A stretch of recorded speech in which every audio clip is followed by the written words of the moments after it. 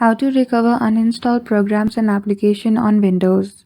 Hello everyone, welcome back to our channel and today we are back again with a new video. So without any delay, let's get into it. For that, firstly head towards Start menu. In the search box, simply search for Control Panel. Once you do, simply click on Open below the application's name.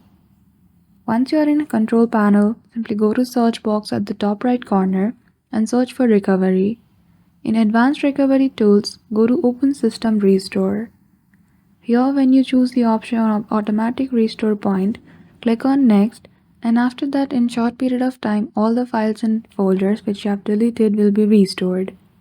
But if you have deleted any application, you might not be able to recover the personal details. So that's it. I hope you found this video helpful. If you did, don't forget to give it a thumbs up and subscribe to our channel for such tutorial. Thank you for watching till the end.